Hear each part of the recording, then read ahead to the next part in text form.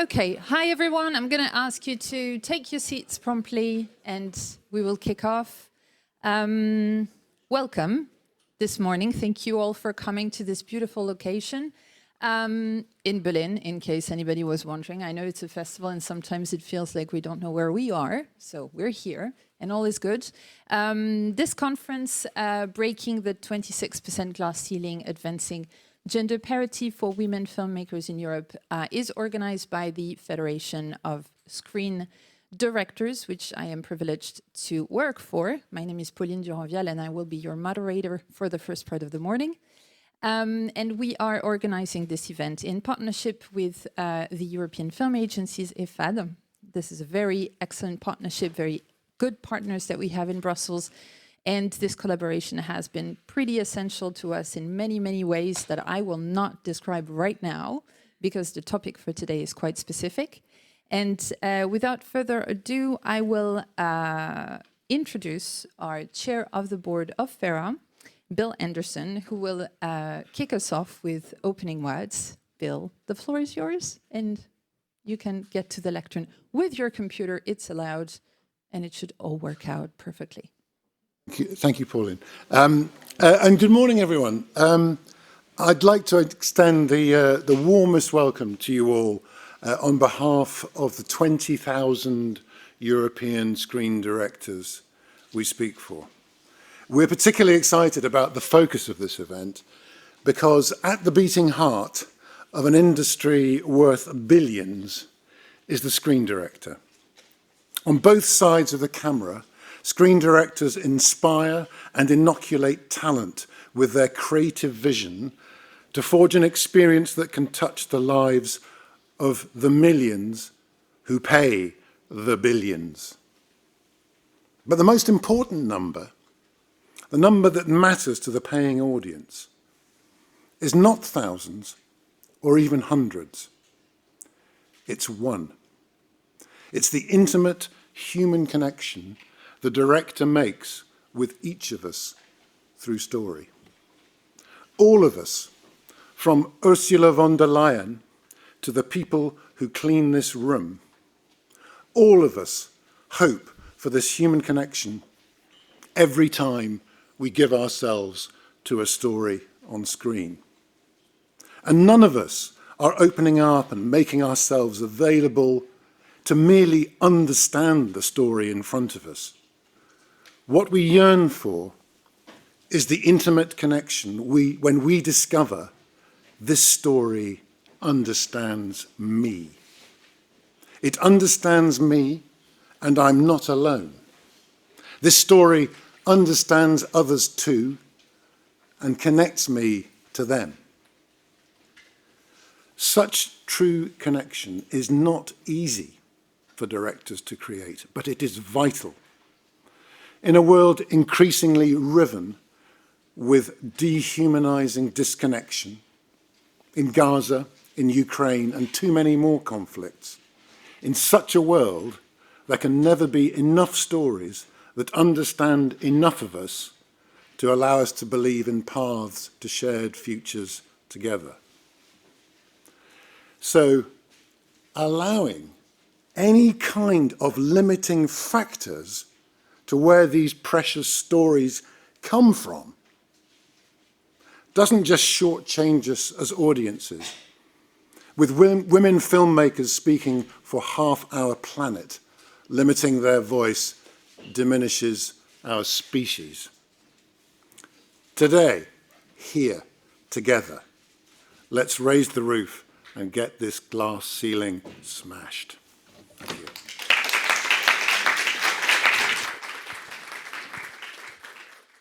Thank you, Bill.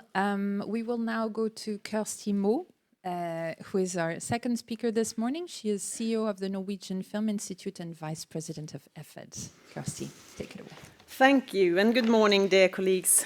My name is Kirsty, and I am coming from the Norwegian Film Institute, but today I also represent the EFAD, the European Film Agencies. Very proud about that, actually. So welcome to this seminar where we will discuss gender parity for women filmmakers in Europe. And thank you to FERA for raising this important topic, because we also care deeply about this in EFAD. So why are we here?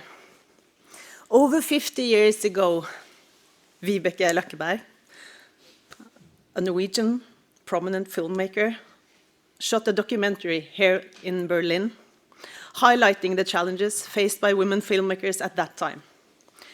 And now it's 2025. So why are we still here? And why are we discussing the very same issue? The answer is that we still have some way to go on the long road to the gender parity and equal opportunities for women in film. Women still represent only 26% of the directors in European feature films. And in the past decade, that figure has never been surpassed. And of course, there has been a lot of progress since Løkkeberg's pioneering days in the 1970s. But the current status quo is not good enough. Our ambition needs to be higher than where we are today. And it's not just because inequality is unfair. It's because of what we lose as culture. Talent is equally distributed in the population, regardless of gender background and identity, and different perspectives and experiences are the building blocks of original artistic creation. So when someone is denied opportunities because of who they are, it's ultimately our common loss. Equitable opportunities and diversity make films more relevant, give them more power, and allow them to resonate with today's audience. Diversity is also a fundamental pillar of democracy, cultural community, and freedom of expression. And I would like to quote Riz Ahmed, who's the actor in Sound of Metal. If we fail to represent, we are in danger of losing people to extremism, to low self-esteem, to feeling invisible. And we all know that that can be very dangerous. So we know what the end goal is and why it's important, but how do we get there? As the vice president of EFAD, I believe that public film funders and the film industry, we need to walk the road together. As public funders, we have great power as we enable world-class storytelling in the most influential medium of our time. And this power comes with great responsibility. European film funders are non-commercial entities working with the most commercial of all art forms. We have a position that allows us to be forward-leaning in our thinking and choices, and we can establish long-term strategies where the industry cannot afford to. So we can map future opportunities and we can stay ahead of the curve. As funders, we can create incentives, we can take affirmative action, we can support, and we can nudge the film industry. And you know what? It actually works. Money talks. The way we choose to spend our public film funding makes a difference. So I will give you some examples from Norway, where about 40% of the films that receive public production funding are made by female directors. And this has been achieved through targeted and long-term work. We see that the industry follows the money, and with financial encouragement comes more equality. And the result is films that feel relevant and touches audiences. In Norwegian cinemas, Norwegian productions make up to 25% of all the tickets sold. And I think that the gender balance in the Norwegian film industry is part of the reason why Norwegian audiences choose Norwegian films 1 out of 4 times. And we are obviously proud of these results, but at the same time, we have to be really mindful that we are here to facilitate artistic creation. Films are not means to achieve a political agenda, and art must be free. And we must warn against an instrumental approach to film. It's the death of art. It strips it of relevance. And we are living in very uncertain times in Europe. That makes it more important than ever to stand together in defending the artistic freedom of filmmakers and the legitimacy of public film funding. We see that there are political forces in many countries that want to restrict art. We see states that use their power to restrict freedom of speech and claim art as an instrument for propaganda. We cannot tolerate this kind of oppression. We must stand together in solidarity with artists worldwide, and together, we, as the members of EFAD, can make a difference. And one example of that is our contribution to the European Solidarity Fund for Ukrainian film. European cinema has always represented an alternative to mainstream culture. Our diversity makes us a creative powerhouse. That is why European industry players must work to amplify more voices, both in terms of gender representation and in diversity in general. Who holds the power in the film industry? Who has access to funding and opportunities? We as funding bodies can motivate, we can provide incentives, but we are not the ones making the final decisions. The small and big decisions made by creatives, producers and executives. Decisions that open doors, nurture talent, shape careers, and forge partnerships. I really look forward to hear today's discussions. We have a shared ambition for an inclusive and equitable film industry. We know that change is possible, so let's be impatient together. Thank you.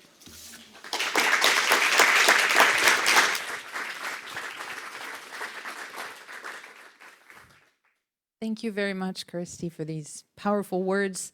We will now move to our next speaker, and you will notice that it is not Mrs. Sabine Verheyen who will take the stage, but Emma Rafowitz. Mrs. Sabine Verheyen apologizes, but she could not travel to Berlin due to personal reasons. So Emma Rafowitz is member of the European Parliament from the Socialist Group from France, and she's vice chair of the Committee on Culture and Education, as well as she is a member of the Committee on Women's Rights and Gender Equality. Mrs. Rafowitz, the floor is yours.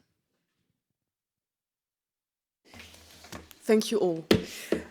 Dear Chair of the Federation of European Screen Directors, dear CEO, I have lost you. Dear CEO of the Norwegian Film Institute and Vice President of the European Film Agency Directors Association, dear members of the European Parliament and member, I don't know, maybe, of national parliaments, dear organizers, dear friends, it is truly an honor for me to deliver this keynote today on a subject that deeply concerns all of us, but also me, not only as Vice President of the CULT Committee and a member of the FAM Committee at the European Parliament, but also as someone who believes that cinema must reflect the full spectrum of our society and as a true feminist. Several years ago, at a conference on equality, parity and diversity in the film audiovisual industries, the renowned French director Agnès Jaoui made a statement that resonates perfectly with today's discussion.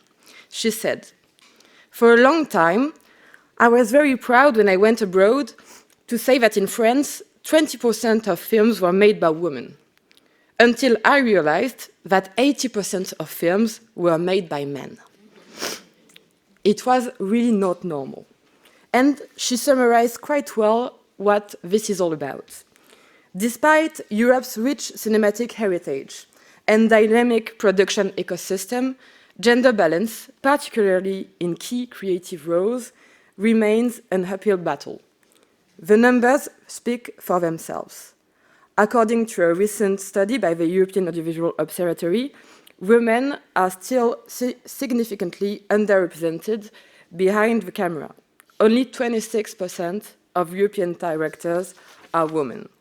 The Lux selection, which we all love and like, which reflects European film productions, reveals actually the same imbalance. Over the last 5 years, out of all nominated films, only 28% were directed by women, that's 46 women, compared to 114 men. And when it comes to winners, the figures are actually just as striking. Only 35% of awarded films were directed by women, just 6 over 11 men. This gap is actually not an anomaly. It is a pattern that tells us that female directors are not given the same visibility, the same opportunities, or the same recognition as their male counterparts. And it is not just directing. Similar disparities persist in cinematography, production, editing. While some countries have made notable progress, Nordic nations, as well as Ireland, Spain, Croatia, Slovenia, Estonia, across Europe, female talents is still not moving up the ranks at the pace we would expect. But why does it matter? First, because it is about equal opportunity. Women make up half the population, but remain underrepresented in the role of director, never exceeding 26% of European feature film directors. Secondly, because it is about artistic freedom. Limited opportunities mean fewer women's voices in cinema, restricting their artistic and creative expression. Third, because it is about cultural diversity. A lack of gender balance in filmmaking reduces the range of creative voices and cultural narratives across Europe. And last but not least, it is about Europe. It is about democracy, and it is about our values. Especially today, when we look at what's happening in the world, Europe must take a stand, and I believe that artistic freedom, cultural diversity, equal opportunity, and I must say it, feminism in Europe, these are also core pillars of what the European Union must be, and what the European democracy must say to the entire world. So what can we do? We must move beyond acknowledging the problem. We need targeted, measurable strategies to address gender disparities across the entire creative pipeline, from education and training to funding, distribution, and recognition. Crucially, we must tackle the gender pay gap in the audiovisual industry and confront gender-based and sexual violence. Because let me be clear, as long as women do not feel safe in their workplaces, as long as they fear harassment or discrimination, we will never break the gender glass ceiling. Creating a secure and respectful work environment is not an option, it is a ceiling, it is a necessity. In this battle, the European Parliament has a key role to play and will do more. The European Parliament already plays a crucial role in fostering an inclusive, sustainable, and diverse audiovisual sector in Europe, by its continued action on EU regulation, of course, and funding programs. Moreover, we remain committed to listening to European industry stakeholders in all their diversity. The discussions we have today will help all of us define the next steps needed to drive real change. Let's make sure that the future of European cinema is not just brilliant, but truly feminist. Thank you all.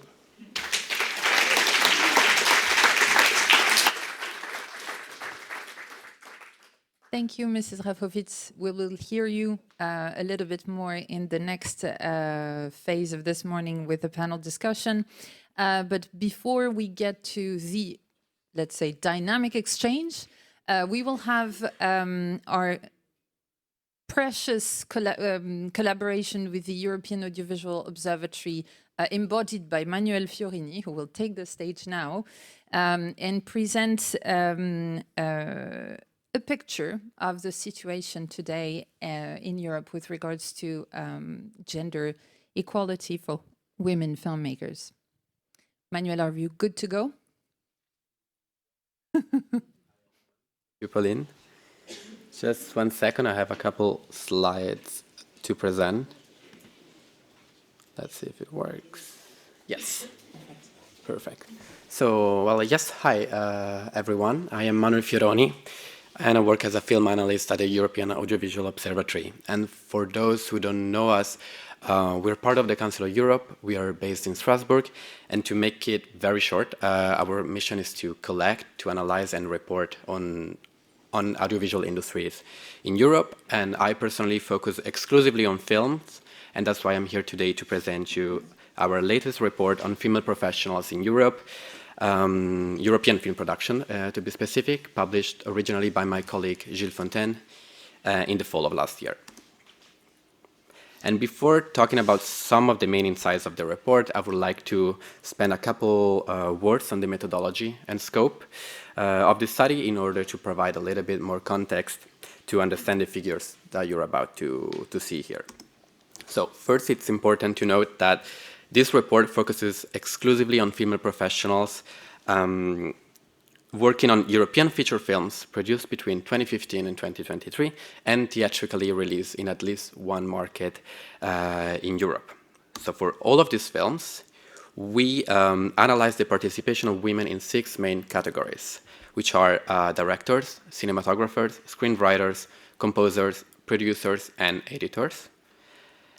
The information on the crew and so who are these people basically came from our own Lumiere database, which includes admissions on virtually every film released in Europe from 1996 on, and IMDb, which is still a very, we thought it was still a reliable source of information about female professionals in the world.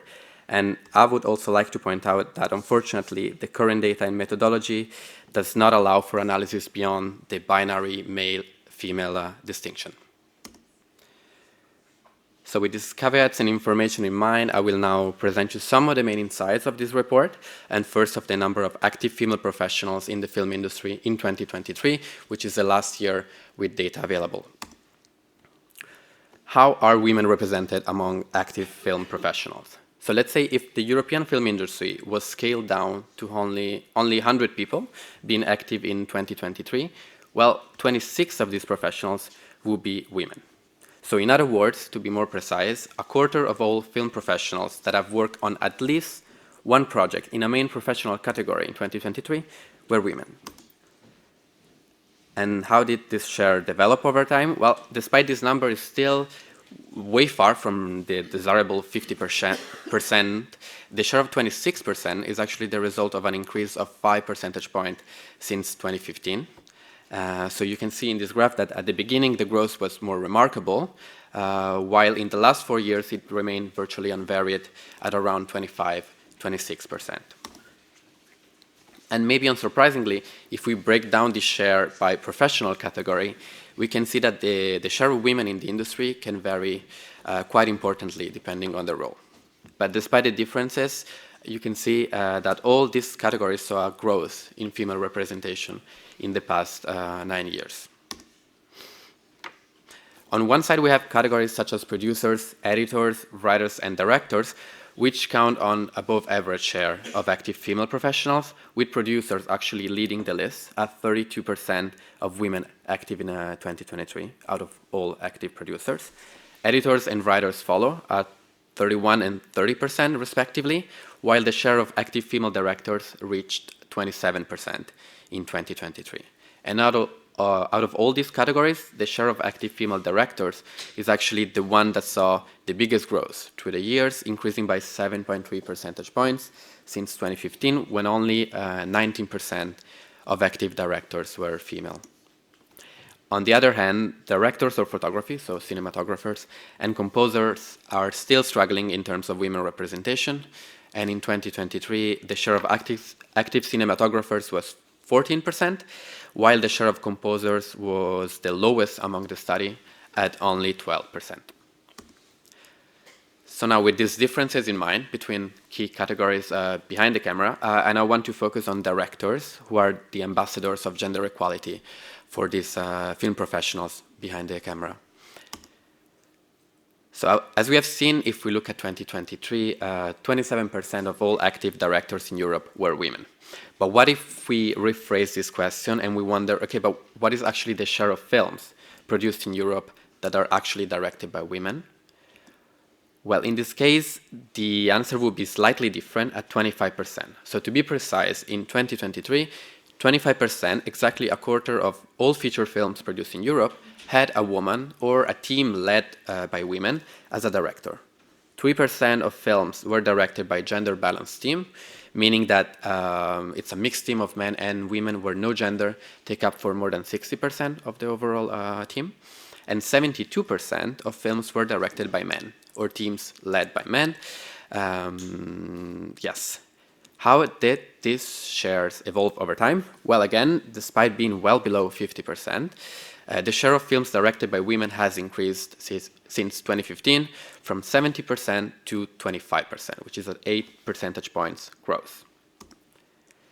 If we differentiate between live-action fiction films and documentaries, we can see that the share of documentaries directed by women is remarkably higher than the share of live-action fiction films directed by women. You can see here in yellow again, this is the share of all films directed by women. In blue is the share of only live-action fiction films, and in green, the share for documentaries. And in 2023, 31% of all documentaries were directed by women, while only 23% of live-action fiction films were. But on a positive note, both shares have been increasing over time, with the share of live-action fiction films actually increasing by 1 percentage point per year, starting from only 14% in 2015.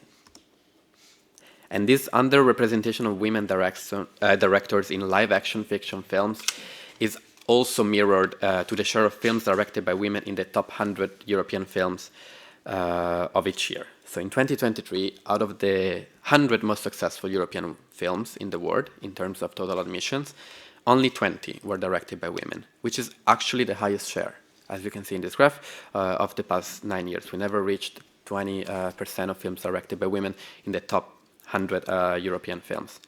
And if you're interested, leading the list in 2023 was C'è ancora domani by Paola Cortellesi, which was also the most watched film in Italy that year, and the third most watched European films overall in the world that year. Another interesting insight from the report is the fact that the share of female directors is higher when only debut films are considered. So although, as you can see here, the time series looks bumpy over the years, the share of women directors for debut films has consistently been higher than that of all films. And this suggests that women are more likely to direct as first-time filmmakers. But I need to say that a deeper analysis is maybe needed to determine whether women leave the industry at a higher rate than men after their first project. So this is why the debut film's share is higher. Or maybe more optimistically, whether the high share reflects a growing number of young women approaching the industry for the first time and therefore directing their first film. And I think we hope the reasoning is actually connected to the second option. And I would also like to point out that if we consider these last three conclusions that I just presented, so that women directors are associated more with documentaries and debut films and less with successful film on top of the charts, we can assume that women are more likely to direct lower budget films compared to their male counterparts. And although this study doesn't address this aspect directly, and we don't have data to provide actual numbers, this negative correlation has been confirmed by national studies, and it's somehow reflected in these findings as well. An encouraging aspect found in our study is the correlation between female directors and other key positions being assigned to women in the same project. So in this graph, you can see the share of female professionals as an average of the past 5 years for 5 key roles. So in orange, if we consider all films, and in yellow, if we only consider films directed by women. And what we found is that those films that are directed by women, for those films that are directed by women, the likability that also other positions are covered by women is significantly higher, which highlight how women are more likely to work with other women. So for example, you can see that films directed by women had also a female editor in 44% of the case. This is the mid category, which is way higher than the average of 27% of female editors if we consider all films. Or female-led production teams are present in 40% of films directed by women and only 21% of all films. So progress in each category is therefore likely to positively impact other categories as well and could help reaching gender parity sooner. And just one note, the share of women writers in films directed by women is so high, is 73%, but this is because in Europe, writing and directing roles are often covered by the same person. So this is why this column is definitely misleading. Now, before running out of time, because I know it's a lot of numbers, but I would also like to spend a few words on women producers, which producers is the category with the highest share of active female professionals in the study. And as we have seen, female producers represent 32% of all active producers in the industry in 2023. And if, as we have done with directors, we analyze their share of assignments, we find an interesting insight. So what is the share of producing assignment actually held by women? How many films are produced by women or team of women? Well, of all films produced in Europe in 2023, 21% had a female-led teams of producers behind it. 17% of films were produced by a gender-balanced team, and 62% by male-led teams. But interestingly, of the film produced by teams led by men, 52% were produced exclusively by men, either alone or in teams of men only. And this is represented by the bright green color. And if we only look at it, 21% of films produced by female-led teams, we see that 70% are actually film produced exclusively by women. How did this evolve over time? Well, if we look at the tendency, we can see that the number of films produced exclusively by men has decreased by 5 percentage points since 2015, reaching, as we have seen, 52% of total films in 2023, which is still the absolute majority. But this decrease in the number of films produced exclusively by men didn't represent necessarily a growth of films produced exclusively by women, but actually in a growth of more mixed teams. The number of films produced by gender-balanced teams grew by 3 percentage points, for example, and also the number of films produced majoritarily by men grew by 1 percentage point. And these are the films that have a mixed team of producer, but where women still represent a minority. On the contrary, the number of films produced exclusively by women didn't grow at all since 2015, remaining stable at around 70%. But on a more positive note, the number of films with a mixed team or producers led by women had a small increase of 2 percentage points. So to summarize it, in other words, the share of films produced by female-led teams is not significantly increasing over time, but however, there is a rise in films that include at least one woman among the producer. So since 2015, an increasing number of projects have given women at least a seat at the table, I would say, the production table, but however, in most cases, that table is still either equally shared with men or predominantly occupied by them. And these were just some of the insights present in this latest report on female professionals in European film production, which I hope offered a good and potentially new overview on the topic. And you can access the full report with the QR code here on the screen or directly on our website, the website of the observatory. And I will now give the floor back to Pauline for the interesting discussions ahead. Thank you.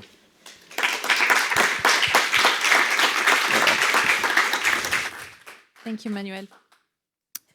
I don't know about you, but I find this giving each other the floor thing a little bit weird. I'm a French speaker and we just don't pass floors around this way.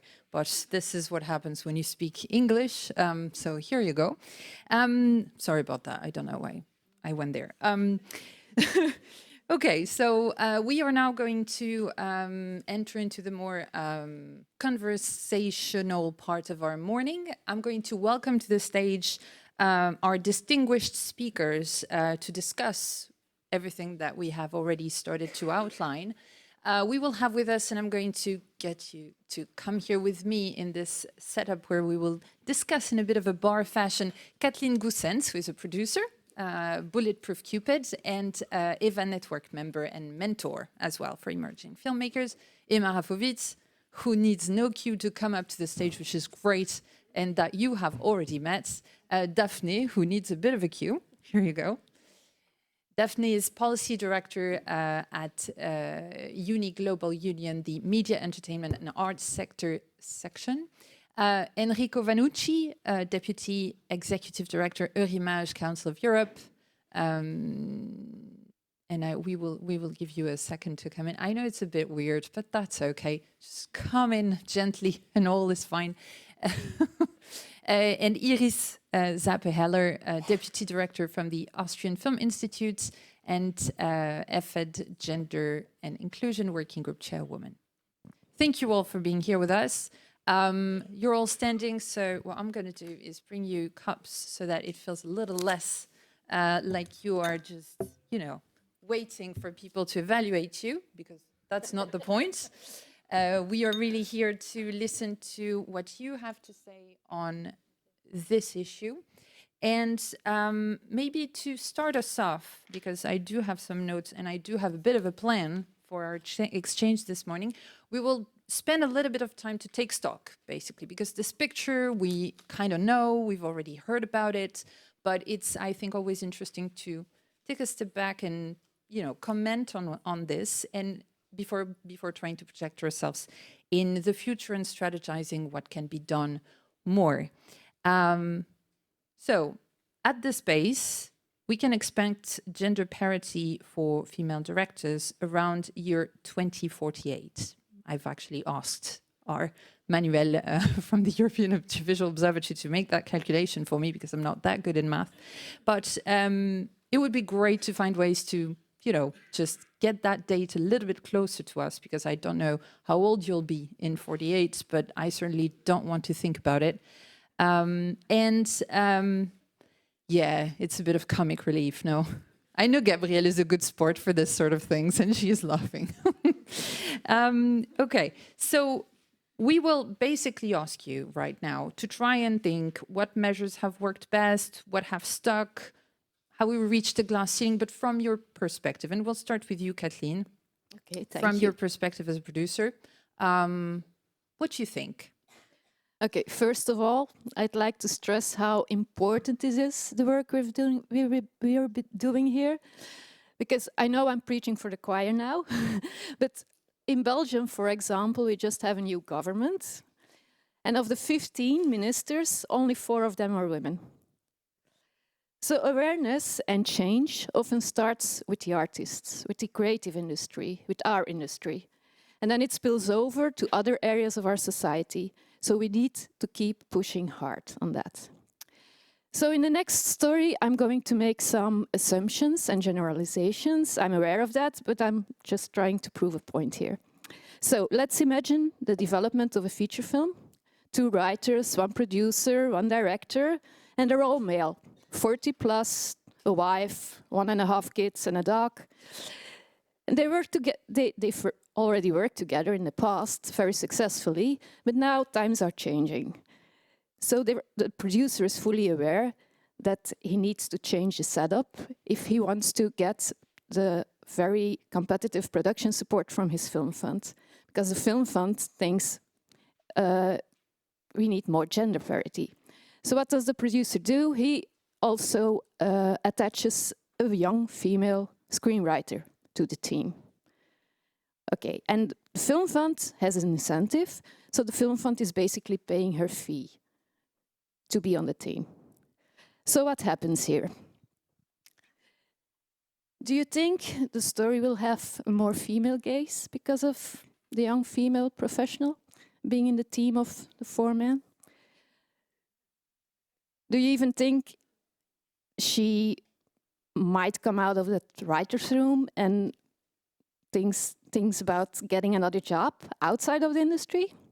Might be possible, I don't know. So first of all, the financial incentive for producers to attract female professionals should be part of a larger plan of the Film Fund to create also awareness and empowerment for women. For example, I'm from Belgium, from the Flanders, and my Film Fund also organizes network events and workshops for female professionals to empower them. And the financial incentive has to be used to set up another project with women in key positions. So they encourage, through all kinds of measures, gender parity in cast and crew. And that pays off. The applications with female directors attached went up from 21% in 2018 to 37% in 2023. That are only the applications. Filmmaking is a slow process, so from this year on, it will also start to show off in the releases of the films. So what I'm saying is that the actions of the Film Fund should be part of some kind of gender parity strategy and not only a financial incentive. We need an overall action plan to empower women and to create awareness. The empowerment is especially important if you look like it. Men have been doing this for ages, like for centuries. They have their networks, they have their golf clubs, they have their exclusive universities. They have each other's back. So that's why I believe organizations like EVA are very important. They create a safe space for women to share experiences, to follow workshops and seminars tailored to their needs. They get mentorship for more experienced producers or directors. So if our young female screenwriter in the story has this network, she might have a less pleasant experience, but it's less likely that she will drop out of the industry. But let's change the setup of the project I was talking about. Let's say the producer and the director are women. One of the things I read in the interpretation of the numbers of the Audiovisual Observatory was that women are more likely to work with other women. So female producers will look more actively to female-driven projects, so the setup of a writer's room with 2 older men and 1 young woman is less likely, especially with also female director on board.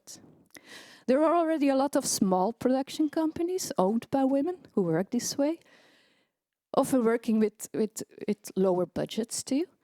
They often have no more than 2 or 3 employees. And the financial incentive, for example, from Eurimage, from 17% to 25%, can make a big difference there. But what with the bigger production companies? There's a tendency all over Europe that big production companies buy the smaller ones, often creating vertical integration and thus controlling the whole production process. So I believe this is also a threat for reaching gender parity, because who are the gatekeepers there? It's like what Kirsti said, like who owns the power there? Who decides which projects are going to be produced? And who appoints the producers? Who appoints the CEOs of the companies? That's the board of directors. So what are the chances that an all-male board of directors is going to hire a female CEO or female producer? So I believe the focus on creating gender equality in those companies on a European level should also be on the board of directors.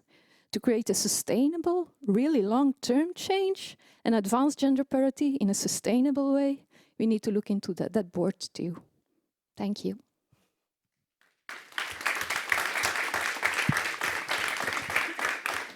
Thank you, Kathleen. It's really, I mean, I can't help smiling because I feel like this is really, it's always great to hear from people who actually are in the professions and think about these issues in not only just an activist way, but just observing the world around us. And you've said 2 things, which I really feel we should pick up on later on in the discussion.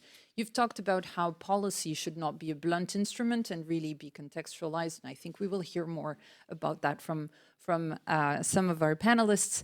But you've also mentioned this issue of how integration and concentration in the sector do carry some methods of work which can be less accessible by public policy. And this is definitely something that is also probably of interest if we want to understand, let's say, the limit of growth potentially of the figures that were presented by Manuel, something to think about at least. I will now move to you, Daphne, in not the visual order of the panel. From your point of view, which is quite informed because you have been in the position to coordinate efforts, gather forces of some of the organizations represented here today, and you've seen how things have evolved over the last 5 years for gender equality in the sector. I'm wondering what conclusions you draw out of that and what you feel is the most striking thing that has happened lately, which could be of interest for the future. Obviously, I'm thinking about something, and I'm hoping that you catch my drift. So definitely tell us about it. Thanks a lot, Pauline, and thank you for having me here today. So I work for UNIME, which is an organization that brings together globally over 140 unions and guilds in the film industry and in the broadcasting sector, so representing crew, people behind the camera. And at European level, in Europe, with other unions representing cast, but also with employers, producers and broadcasters, we've been working on the topic of gender equality for many, many years already, actually since 2011. And we've been identifying already some of the main, some main action streams to promote equality, gender roles in our workplaces, equal pay in our industry, women in decision-making, work-life balance. And since 2023, we've been, of course, adding also on our agenda the topic of the prevention of violence. And as Pauline said, since 2020, with a group of organizations, so with FERA, the EFAD, EVA, FEA, so the International Federation of Actors, and in partnership with the Observatory, but also the Lab des Femmes de Cinéma, which is an important partner because they add a level of knowledge to the numbers. They look every year, they do a survey of film funds and they ask them what they do, what are their action strategies, policies for gender equality. And so it's very interesting because they allow us to collate numbers and actions.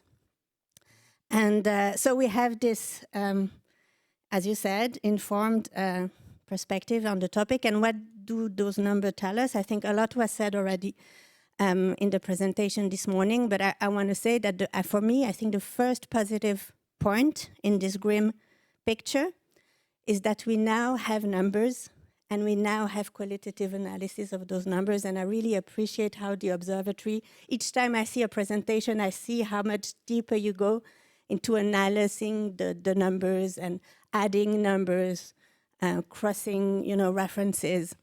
And that's when it's useful to actually actionate, any initiative, because when you get just the 26% ceiling, it's really important number. We have to keep it in mind, but we have to go a step further if we want to actually be able to act upon it. So first of all, the scale and broad and scope of the numbers, the regularity of the collection of the data, of the publication of the data. I really want to acknowledge that we started with counting just the directors, and now we have 6 roles, and I think that already gives us such a breadth of, it opens our perspective, and I personally think we should go further. I know it's the case in some countries, like in Austria, right? You look at heads of departments. So I really think that that's first lessons learned, and it's a positive one. We also know through the Lab des Femmes and the partnership with EFAD that there are more and more national film funds, as was mentioned, Bart Kirsty, who act, who collect data, who publish this data. So it's really, really positive. But it's, of course, too slow. The progress is way too slow, and it's really frustrating. And so I decided for this talk to actually look a bit at what we can learn from the feminist fight beyond our industry, and also the gender equality policies that are pushed generally in our societies, in the economic sector and the political sector. And I just really briefly want to quote 2 reports that I think are really interesting. There is the World Economic Forum. Every year they publish a global gender gap report. And in the last one, they say that it will take 5 generations, 134 years, to achieve full parity in our societies and in the world. Are we being super optimistic with 2048? Exactly. But since 2006, the moment they started collecting data, some fields of action had amazing progress.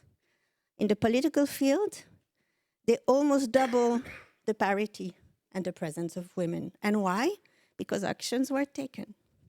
So what we can learn is that if we do something, there is change. But we have to do some things in a bold and sustainable way, and we have to do it at different fronts at the same time. And also, I just wanted to mention the EU 2024 Gender Equality Index. So that's published by the European Institute for Gender Equality Agency, possibly Institute, I can't remember. That's okay. What we know there is that Europe, as Mrs. Rafowitz mentioned, it's the most equal region in the world, and we have to remember that. But also with the great disparities between countries, and we also have to keep that in mind. Some countries are champions and some are really lagging behind. There are still very important gaps, even in our region of the world, employment gaps. A lot less women are employed or full-time employed, etc. And there is still a great care gap. So one of the numbers that struck me is that 1 out of 3 women in Europe say that they feel their career is limited because of care duties, when it's 1 out of 10 men. So we're still there in Europe today. And just wanted to mention that the title of this EU 2024 Gender Equality Index is Sustaining Momentum on a Fragile Path. And I think that could also be our title today. So in general, change is too slow. But when actions are taken, change happens.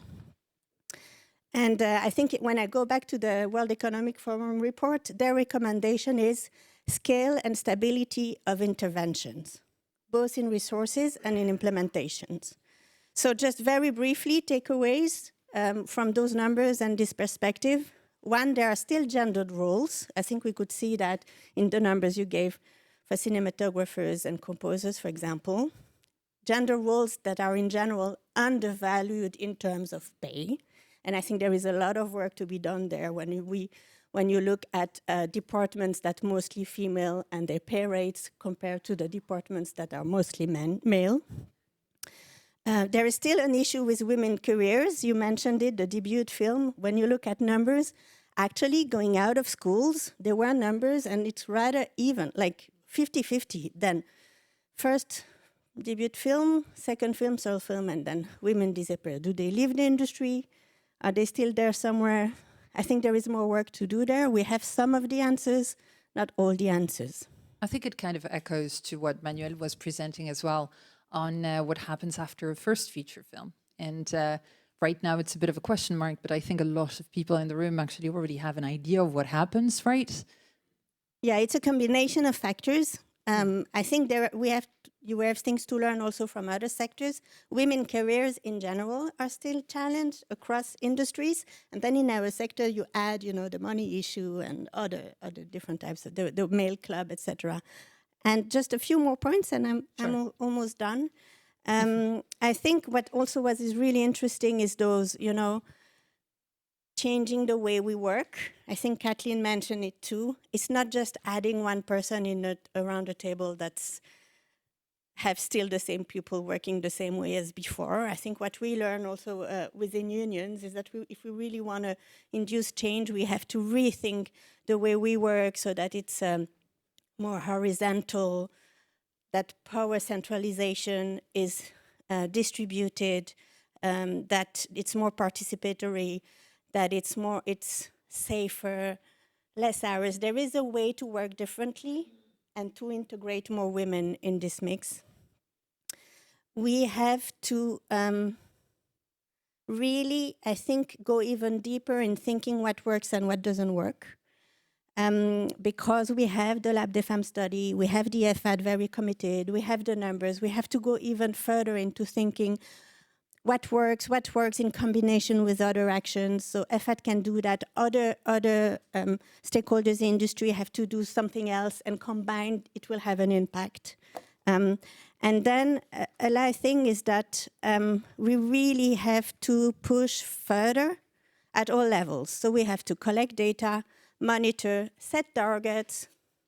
What about quotas? I know it's always taboos, but we know it works in other sectors. In politics, I told you in the beginning, we managed to double parity because there are laws, right? There are laws that exist. We have to intervene at different levels. We have to keep pushing for the conversation, and we have to do that in a political environment that's challenging, but I think we have to find arguments to keep fighting, and maybe that will be for the next question. Yeah. Thank you, Daphne. I think from what you described, which is a very thorough and wide picture, I want to pick up on two things. It's my thing. Picking up on two things is my thing, right? So one thing that I think is kind of new in this type of discussions is the idea that data gathering is now a thing that is set, but we can be more and more sophisticated in the way we use that. Obviously, having data is helpful to make a case, but then refining the data will, and the understanding of the context of this data will help us to bring more sophistication to policy. And I also really like your point about the very simple and basic fact that when you take action, change happens. It may seem obvious, but actually it could go the other way around. And the fact that it hasn't is probably already something that we don't have to worry about. It's a little bit like when you stop smoking, you don't have to think about trying to stop. Don't know why I'm thinking about that. Sorry. So you mentioned the gender pay gap. You mentioned sustainable careers, the career path that seems to be all these drop-off points. And your point about how to approach refining policy now feels really, like it's actually the perfect transition to our next speaker, Iris.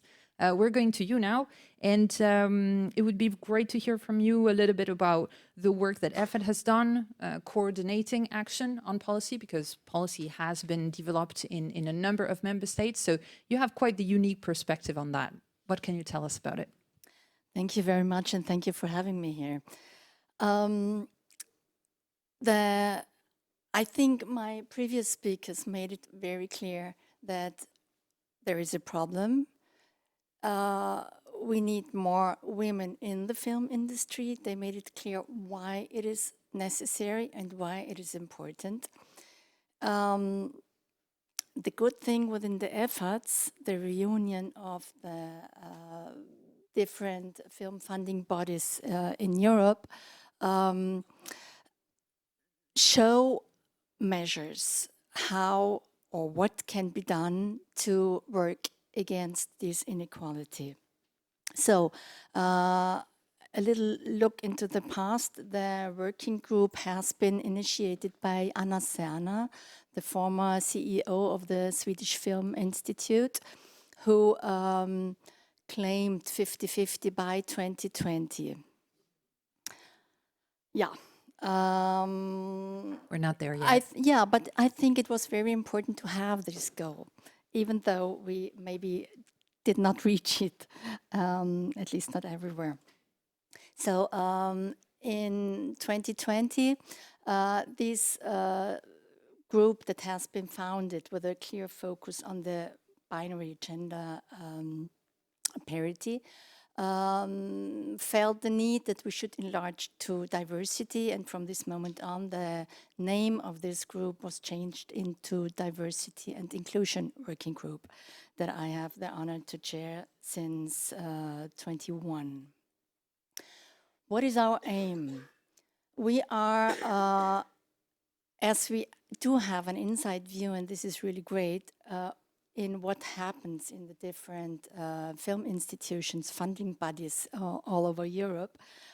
We do search for best practices and for what measures are good. And we are not only looking into best practices, but we are also sharing what did not really work, which is really important to know too.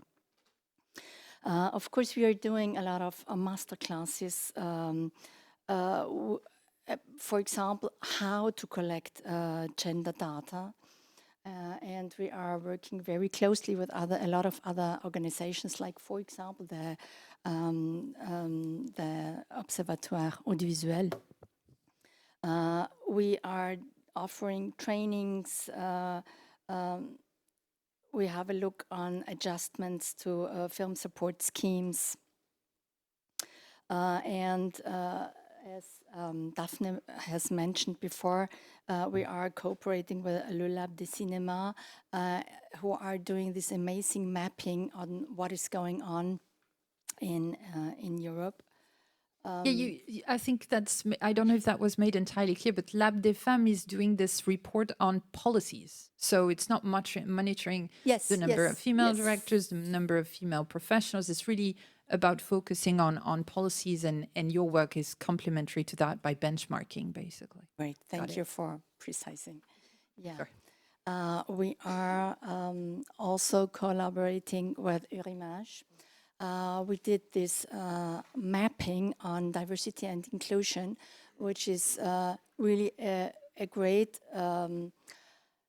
it's a list of what measures are taken within Europe, and as Eurimage is part of it, we're talking about the big Europe, even including Canada. That's big Europe. Yeah, it's the big Europe, but this is really good to see what is done and what can be done. We are also doing advocacy to get other organizations on board.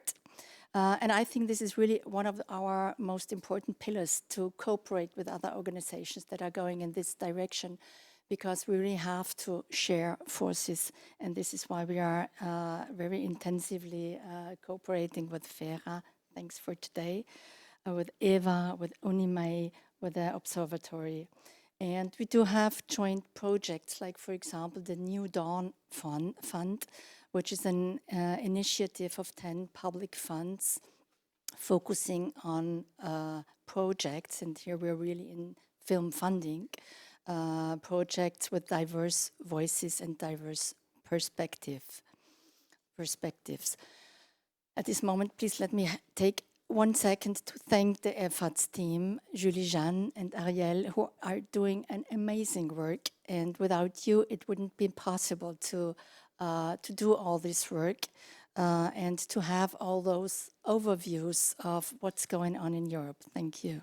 You're here.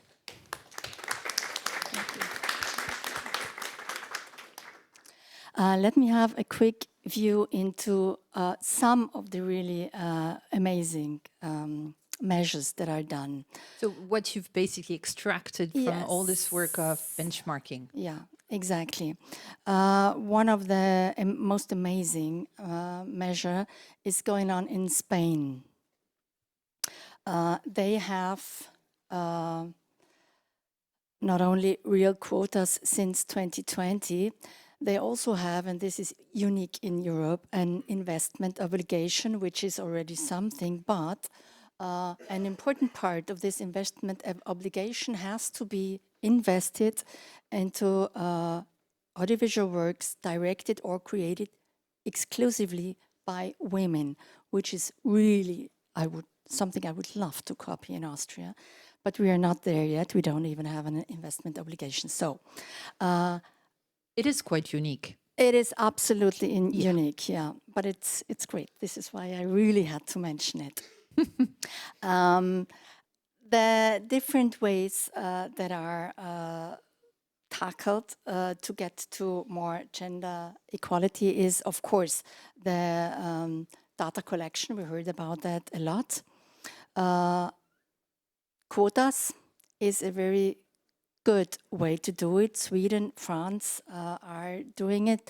In Austria, we do have kind of a soft quota too. We started 2.5 years ago.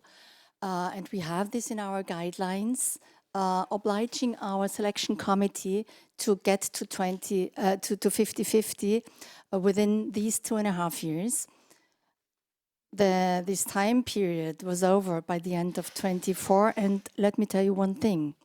Quotas do work, even in film, not only in other industries. And in Austria, by the end of 24, we were at 49-51, so almost there. The good thing is, what's soft about it? The soft thing was that there are steps to be taken, first of all. So each year had another target. And secondly, we have a marge de manœuvre. So we don't have to be at 50% every time the selection committee is taking place, but we have 5% marge de manœuvre. Adjustments. Yeah. Adjustments, yeah. Great. But the good thing is, as this system stopped by the end of 24, I mixed with figures, 24, our board of management just renewed the whole system, and now it is a quota, which is not soft anymore. And this adjustment is shortened, and now it's 3% that they have to, that they can be switch a little bit away. Another very important thing for me is we heard in all those statistics that women are much more seen in those films that do not cost that much. So in documentaries, debut films, etc. So this gender budgeting that we are doing in Austria is a gender budgeting, meaning we do not count heads or projects, we are counting money. This is this Swedish system established by Anna Serna at the time, meaning that we are looking how much money is going to this virtual female account and this virtual male account. And so we are really looking into how much money is given to female-driven projects and how much money is given to male-driven projects. And this is the quota we have to reach. This is the 50% we have to reach. And I think this is the most effective way of doing things. Equal access to funding, basically. Not only access, but awarding. You really have to give it to women. But it's an essential distinction. You're right. It's really an equal shot at similar means to express yourself in this particular field. Yeah, absolutely. And you know, when you're talking about quotas, when we started talking about quotas, the first thing the first question that raised was, what about the quality? And just to let you know, so we are at about 50-50 by now, and there are 6 Austrian films here at the Berlinale, 4 of them from female directors, including the one in competition, Mother's Baby, from Johanna Moda. So I think the quality is there too.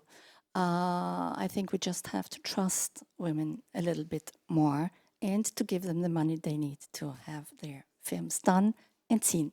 With proper means. Thank you, Iris.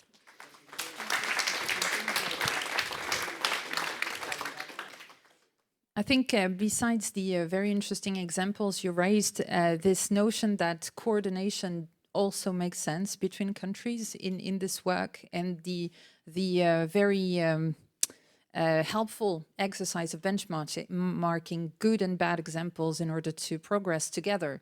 I mean, if there is anything that the European Union does well, I think that's it.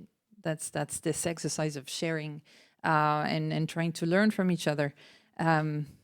For the best, hopefully. But you also mentioned advocacy, and I find that interesting and maybe something to keep in mind, because in case no one understood, this is a little bit of advocacy work as well. Because if we discuss this publicly, and if we make these points, and if we think about the next step in strategizing publicly, we're not just doing that because it's fun to do it, or even because it's technically helpful, but because we need to protect that. And actually, we'll get to that after our next speaker. Right now, we're going to go to you, Enrico, and get a perspective that is transnational, because Eurimage operates and impacts co-productions mainly. Tell us about the very specific approach that Eurimage has taken. You were early on very active on this issue. And how did you get to where you are today? Thank you. Yeah, I'd like to, first of all, say what Eurimage is. So when we get to the figures, it makes more sense. They make more sense to know the understand them. As the observatory, we are also a partial agreement of the Council of Europe, meaning that we belong to the organization and only certain member states, most of them, actually joined the agreement. We are a fund active since 1989, funding co-productions, official co-productions among member states and possibly third country producers up to 30% of the production. So this is the kind of films we actually support. We were established in order to enhance cross-border cooperation among film producers and actually promoting the co-production model. That was the reason we came about. It's a cultural fund, so we don't look at recovering the funds we actually hand out. And we have a budget of a little bit more than 30 million per year at this point in time. We're mainly active in co-productions, but we also have support programs in the field of film marketing and audience development. And from this year, actually, it's just been reactivated. In the past, it was a distribution fund, exhibition, meaning cinema support. And we have also some promotion activities. With regard to gender equality, what is important to say is, yeah, we were quite early movers, I would say, certainly not pioneers. And from that point of view, I would like to disclose something. Iris was president of the working group at EFAD for many years. I mean, she was instrumental in this, in the launch of this program within the fund. So that's also why we also work closely with EFAD. Because they actually, I mean, she knows very well the two realities. In terms of what we did, as mentioned, we started working on gender equality in 2013 with the establishment of a working group, which was chaired by Iris. I don't know if that slide can be presented. It's just to give an overlook of how things were organized at ERIMAGE.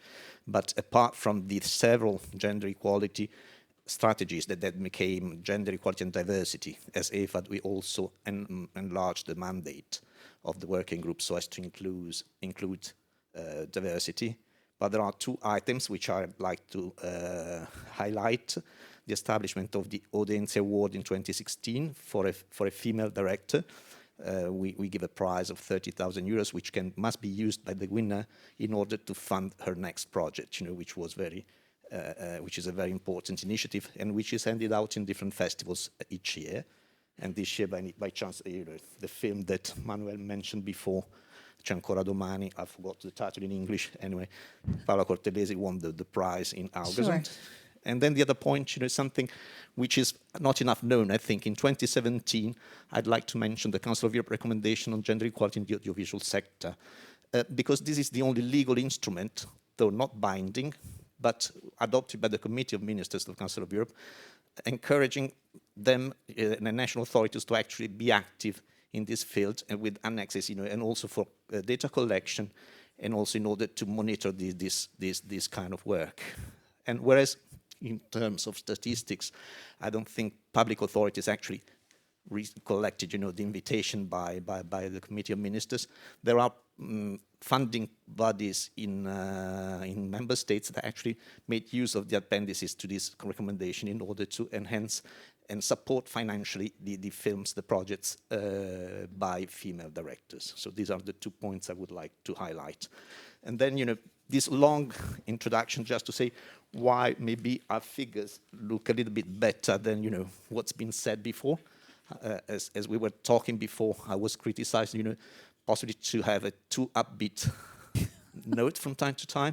Well, but I insist, I only look You're probably the only person with an upbeat perception of things right now, so this is extraordinary, and we're very happy because I'm a man also, I don't know, but I'm just, ensuring some balance in terms of gender, but, it's also that I only look at our own figures, so from that point of view, I think, it's to show that actually things may improve, and they have improved with regard to actually projects applying at ERIMAGE. As mentioned, it's only official co-productions, which is actually more than 50% official co-productions produced in Europe per year.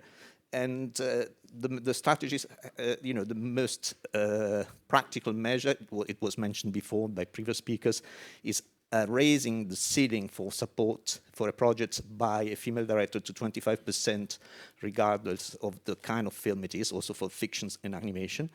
And of course, it played nicely. I'm not saying, that we reached the objective. I'm just saying that it's more upbeat than, other colleagues may have said. In terms of how these initiatives have worked, I'd like to highlight, how things have improved over the last 10 years, where if you take from 2015, 7% of the projects were by male directors. Now it's 48, meaning more than 50% in 2024, which is last year, where the projects supported by Eurimage were actually female-directed projects. It's 53 to 47, 8 here. I know that it makes 101, but anyway, it's a rounding effect.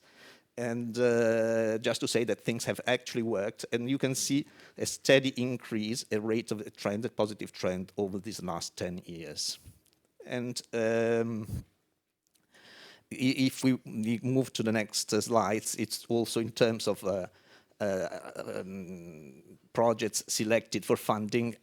You can see how also, because there are less projects from in over a 10-year time span, 51% of supported projects are by female directors, and all of the projects presented by female directors, more than half of the projects by female directors, this is how this statistic is to be read, have been supported, whereas for men that's less than 40%. So and finally, the point, which was made by Iris before, saying, let's look at the money, because it's true. Female, on average, ask for lower budgets. I mean, that's also why we increased that percentage in terms of saying 25%, regardless of the kind of film. And once again, in any case, if you see over the last year, actually for the first time last year, the money given to female directors was more than the money given to male directors. So it's also in percentage terms is more than 60%. So it's quite relevant. So from my point of view, that's why sometimes I may sound upbeat. I insist, when we discussed before, we are a very specific reality. We do not represent the industry as such. I'm not saying, from that point of view. And we do the sport of navel gazing. We look at ourselves. So from that point of view, it's clear. It's a very limited sample, if you wish, of the industry. Sure. But it also proves how certain initiatives can actually succeed if they are selected, and also if there is a perception that there is an interest in supporting these kind of policies. And then just now, the last is to show how female directors remain underrepresented in fiction films and high-budget projects.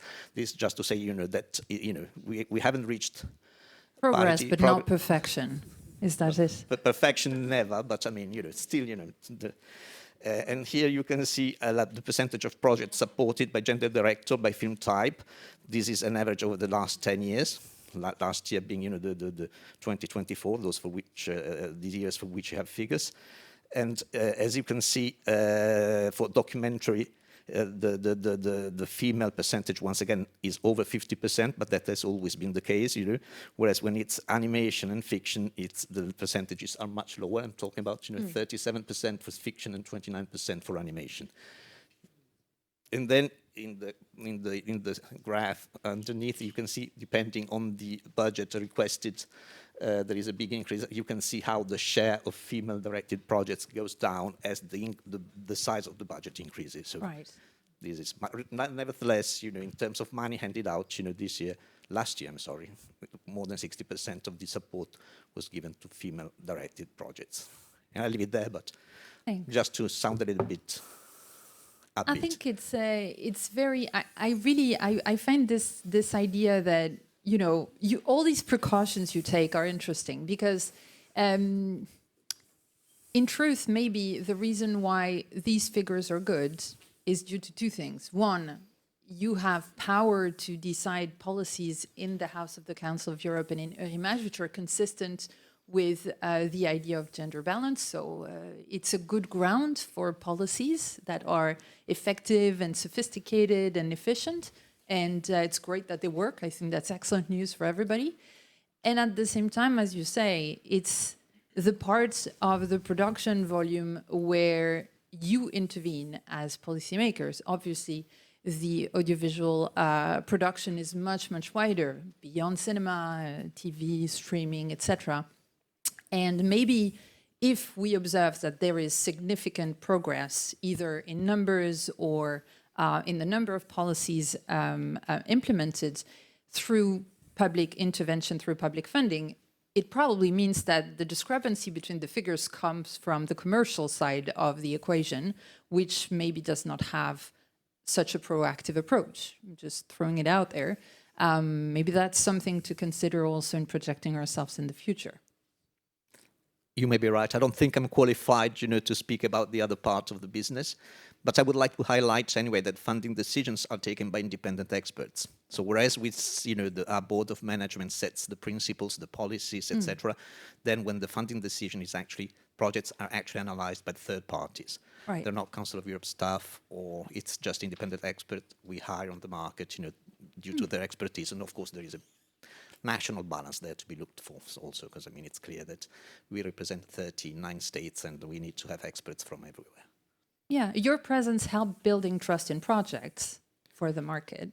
And maybe there is something there about risk-taking or the perception that you're taking risks when you're allocating significant budgets to women filmmakers, for example. Maybe that's one of the things that we should probably think about. I don't know if you've got any further comments on that. I don't want to press you at all because it's not your...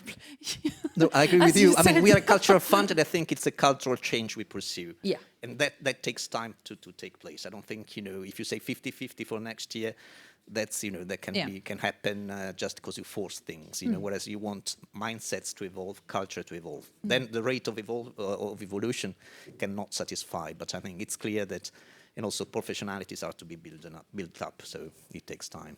So we're hoping for a watershed effect from what we know works to all the wider world of this industry. I should probably mention here that we have also approached our colleagues in Cineregio, which is the network of regional film funds, and the people from the media program, which is the part of the Creative Europe program from the European Union, which finances audiovisual production in Europe, not only production, but supports the audiovisual sector.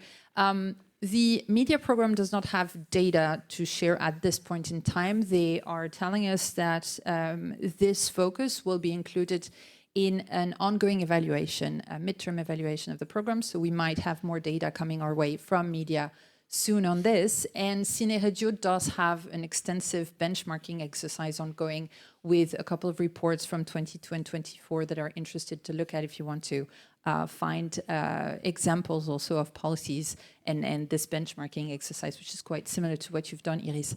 That being said, let's go back to you, Emma. You've opened with principles and focus and political perception of the issue, which feels very important. What do you think when you hear all of this? First of all, I want to thank you all, because obviously what you do, and I think that I speak for my colleagues also, is really useful for us. And maybe that's what I want to start with. We are elected member of parliaments. We represent political groups and tendencies. When I am speaking to all of you, and obviously with you when we meet in the parliament or elsewhere, we are not neutral persons. We have ideas and values, and obviously when I am with you, and the three of us are here today, we share, and that's really what I want to say, we share most of what you said. The goals, we want to have all of the research that you do, we want to have all of that. But when we go back to the parliament, which we do every week, we are not just between ourselves, and we are with people who do not always share what we believe in. And I think that's something that you actually need to hear, because we need you also. When you were talking, and I having women around a round table is maybe the best way to make sure that no one repeats what everyone has said before, so I will not repeat anything, but I want to say that you mentioned ideas, things that are being made in several countries. You mentioned also controversial subjects or what maybe are in question and what must be decided. You mentioned the taboo of quotas, for example. For me, and I think it's really important, there must be no taboos because there must be really a clarity about what we are and why we are working. And I mentioned earlier, and that's why I said it in the keynote that I gave before. I mean, why do we want equality? Because maybe that's a big question, because today it's not actually an evidence for anyone. Yeah. We must say that we are here in a very comfortable place. Absolutely. In a really great festival around people that I think are actually convinced about the fact that we lead together. But it is not actually something that is shared by everyone. And it's something that we must say. And when I say that Europe must actually define its cultural policies by also including a feminist view and a feminist project, it is something that is actually really political. And it is something that I fight for with my colleagues here and with others, obviously, in the parliament, because we are not alone, but we need you in that fight. When you mention quotas, for example, I know that it is not the same everywhere in Europe. Sometimes it is strict quotas. Sometimes it is hybrids. Sometimes it is not actually quotas, but it's bonuses. I actually think that the work that you are doing is showing us that actually, when you do something, hybrid, strict, bonuses, it works. It works, and so obviously every country has its cultural policy, and it's a great thing. But what I want to see in the future is an encouragement from the European Union to say to every country that they must do something. With the sector, obviously, with the ecosystem, it must be discussed, but at the end, the objective of parity, of equality, should not be a question. It must be an objective. And it is something that, obviously, we will work about. There is the question of pay gap. You mentioned it. We have today a directive, the EU Pay Transparency Directive, that exists, that is a tool, obviously, that we need to work with, but we need to do more, and we need to have all of you guys to also put some pressure on us, obviously, but especially on the Commission to maybe do even more. We have other tools, and I think that a lot of subjects that are actually going through the cinema are problems that are happening for women in every aspect of their lives, whether they work in cinema or not, whether they are in cinema or, I don't know, but working in politics. In politics, maybe, but in agriculture. I mean, when we see that women are doing a first film, but then they are leaving this area of work, well, it is actually the same thing in every industry or in politics. We see a lot of young women, but then from 30 to 55 years old, well, they disappear and then they come back for some of them. Why? Well, because life happens. Because women happens. In every sense of the word. In every sense of the word. Yeah. Life happens, yeah. Exactly. And so we should work about that. How do we achieve work-life balance for women in every aspect, in every industry, but especially in cultural industry and in cinema industry? Because obviously you are also pressured to do the work because it is art, because it is passion. And so you are supposed sometimes, I think, to sacrifice things in your life. But it is not actually okay to sacrifice everything. And when we speak about equality, we also think about, well, the pursuit of happiness in which there must be equality. And I think that in Austria, that you are doing a lot of things to, especially about childcare and things like that in the cinema industry. And actually, when I was researching, I saw a lot about what you are doing. It's actually really great. But obviously, we need to work on quotas. We need to work on equal pay. We need to work on equal budgets. because I think that's the double amount for men. That's what you mentioned. And we must talk also about the work-life balance everywhere. Today we have several issues that we need to address. Various things that do exist and that works. You spoke about the media program of Creative Europe. It is obviously something really important. We must do more. And today the problem that we are facing is that we may do less. So, because obviously it is a really important thing. Creative Europe is a great thing. The budgets are what they are. Not enough, in my sense. But today there is a risk, and I want to share it with you, is that it can become included in a competitivity fund, wider fund, and it is not okay. And I don't think that it's a great thing to work towards, well, what we have as the common goals. And so I think that we should obviously work more on the diversity. For me, it's not really about diversity, it's about equality. Equality and diversity criterion. We have to work on more evaluations, but also we have to say really clearly that it must be a better program thought with the sector and the audiovisual sector, and that today especially, when all of our values are being thought by some people, all right, for example, we should be actually really aware of the fact that we have to lead together. And so all of this program and the cultural exception, all of these things that we care about, they need to be protected and to be deepened. We need also, I think, and it is being considered right now and being discussed, we need a dedicated European fund for gender equality, and to have something really ambitious about that subject.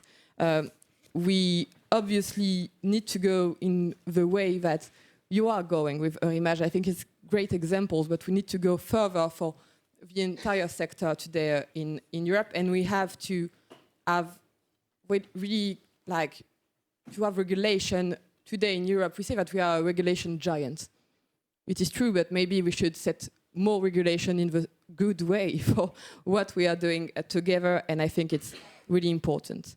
Also, we are in the CULT committee, where it's also obviously about culture, but it's also about education. In the culture committee of the European Parliament. I was about to say cult is not a cult, it's culture. In the culture and education and sport, also a committee. And youth and a lot of things.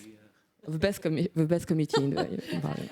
Are you guys slightly overwhelmed? Because it seems like it's a lot.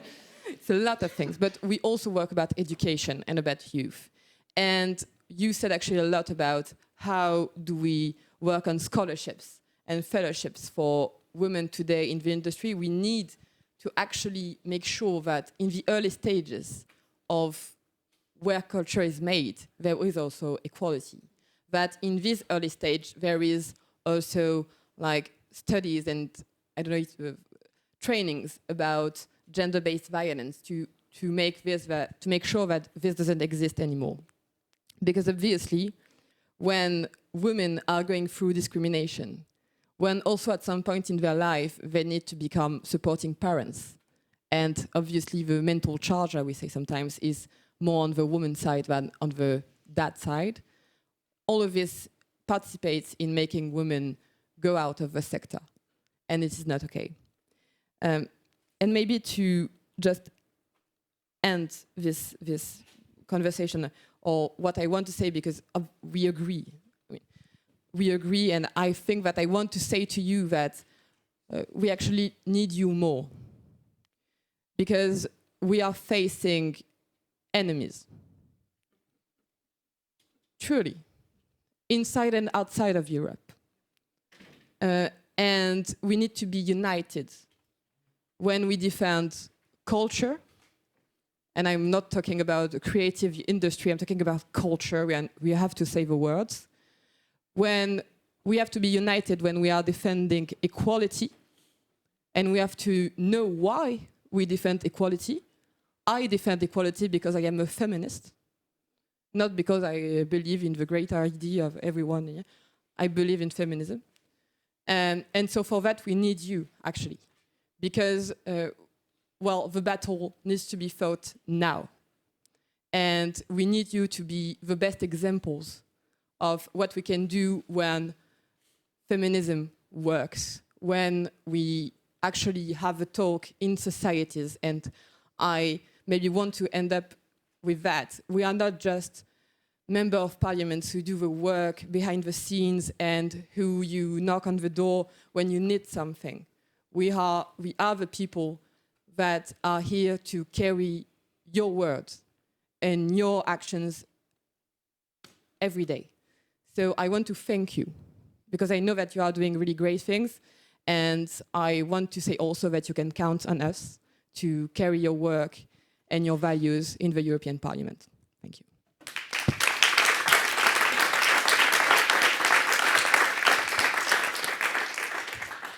Thank you very much, Emma. I think it's really great that we can move to this kind of embattled mindset that you're describing, because, you know, I think this topic has been discussed in circles for, I don't know, I guess over a decade now in this industry in a more structured way, I would say, probably much more in as a theme, but as a sort of a policy focus, I think it's rather recent. And we've come to a point where the context around us is changing, as you said, and this is the kind of situational awareness that this sort of objectives, gender equality, will require some thinking about clearly, and some more embattled spirit. You mentioned something about how some change may come our way in the way the European Commission's support to the audiovisual sector is coming. To us, that is something that is indeed critical, because moving support to our program from an objective which caters to cultural diversity to something that would be very focused on competitiveness will raise question on the shape of the sector tomorrow. And as we've heard, concentration in production does have an impact on this particular topic. So this is also something we will definitely keep in mind in contributing to this great consultation and thinking about the future of the media program. You mentioned several things. You mentioned policy. You also mentioned issues that are linked to pay, linked to work-life balance. I think one thing that's important for all of us to keep in mind is that it's one thing to ask for our funds to think about this issue, to think about distributing money, but the funds are not able to change the working conditions of freelancers. That's not what they're here for. That's a matter that we have to take into our own hands in dealing with the people who employ and finance in this sector. So it's also a different type of approach from the advocacy side that we have to take, thinking about industry dynamics more directly than through public funding, for example. Obviously, this has been done in certain countries already, but this is something maybe at European level that we can continue to investigate. I'm going to shut up now and move to our other two members of the European Parliament in the audience. I don't know, Mr. Marcos Rossempere, Diana Rivairina, if you want to react to what you've heard. I think that would maybe be interesting. I don't want to force you into anything, but if you feel comfortable, it'd be great to hear from you as well. I put here? Just come and be judged. It's a panel. Only 3 of you will remain, or 1, depending. Well, first of all, thank you to give us the floor, and thank you to have this space to see each other in another scenario. And it's a pleasure to be in Berlinale again for the second time, I think. It's quite difficult to add more things because I think our fantastic panelists explain all that we need to know about the gender, but it's so that let me remark 2 or 3 things that I think for us is really, really important, like MEPs or like the in the committee of Calcutta in the European Parliament. One is the data. I think to make policymaker, to have policy, we need data. Without them, we are in a really dark situation. You only have feelings, and with the feelings, yeah, we're upset. Exactly. Yeah. On AI as well, we're quite upset. It's a problem. Yeah, and all that the people who know me knows that in every meeting, in all the places, we are asking for data, and we are asking to ask the data before we need it. For example, in the last mandate, we approved the regulation of the Media Freedom Act, and now we want to know which data are asking to the member states, what's happened with this new regulation, what is changing, because we need all these data to make their vision, the implementation, and to go more far away or to help more the sector. Another point is the important with these data to do more, because we show in this fantastic report that we have now on the table that when you put efforts in the equality, when you open a door for a woman, this woman opens more doors for the other one. And this is a positive aspect of these numbers. There are negative, but I prefer to put in the positive ones. The negative is the 26. I think with all the things that we're doing in the last 10 years to only have 26%, it's really difficult to understand, to accept. And the other point that I want only to remark is that all the things that we want to do, all the things that we show that we have to do, it's impossible without resources, without policies, without money.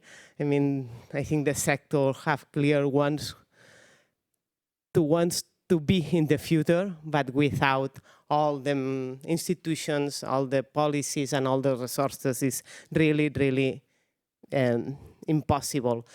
And I want to remark this program of Creative Europe, because inside this program there includes measures to reduce the gender gap.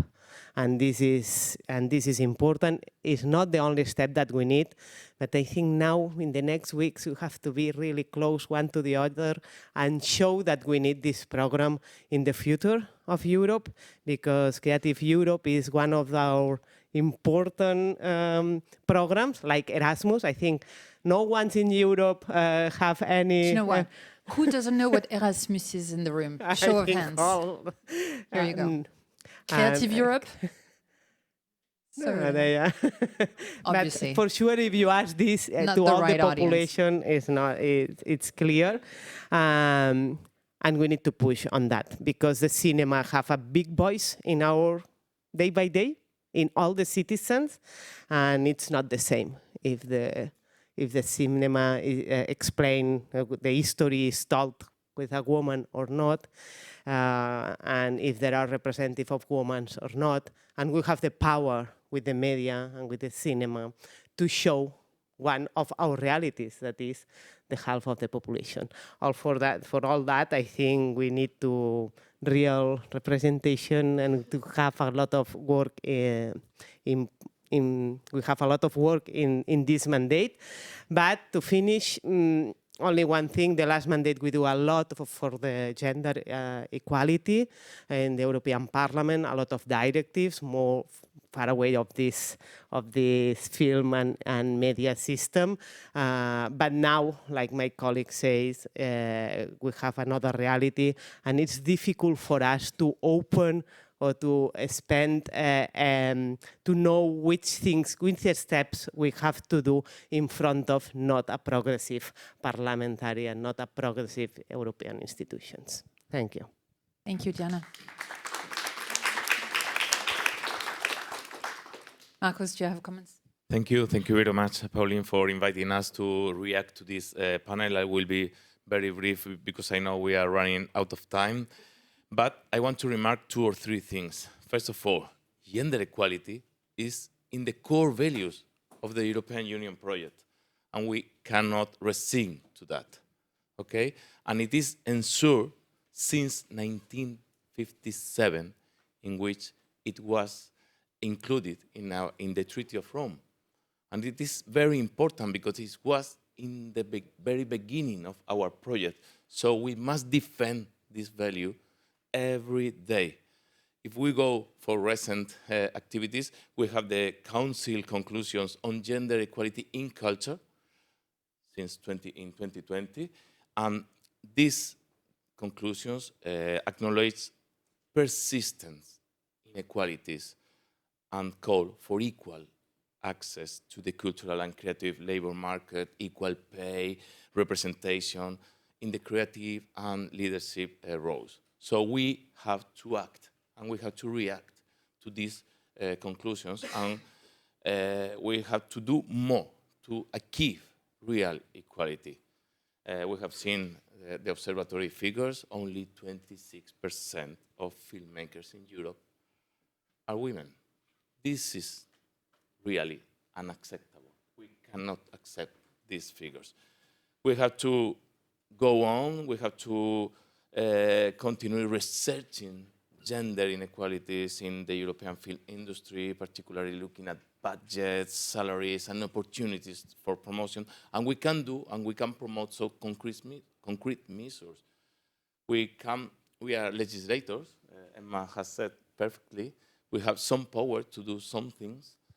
We are elected, and we can promote more European funds to promote gender equality in the film industry, to encourage more women to direct projects. We can push for more legislation that promotes gender parity in the cultural institutions, and we can push or advocate for more support for female talent by providing training programs for young women filmmakers. This is also very important. Education, training, it has been mentioned. It is part also of our CULT committee. So, to conclude, because we are very out of time, we are part of the European Parliament. Maybe we are the part that we support the film industry, the film creators, and the gender equality. There are other parts of the European Parliament that don't, okay? And this is worrying because the part that don't is increasing and increasing. But let's don't talk about politics. I know you're not going to back away from a good fight, so yes, we're good. But we, in the European Parliament, we have the power and influence to transform our legislations and our funding. And if we transform our legislation and our funding, we can help transforming the film industry, creating a more inclusive and more diverse environment in your industries. So this is vital for us. We have values and identity, and we, at least we three, we are committed to continuing this work, and you can count on us for the next term to support your industry and more gender equality in your industry. Thank you. Thank you.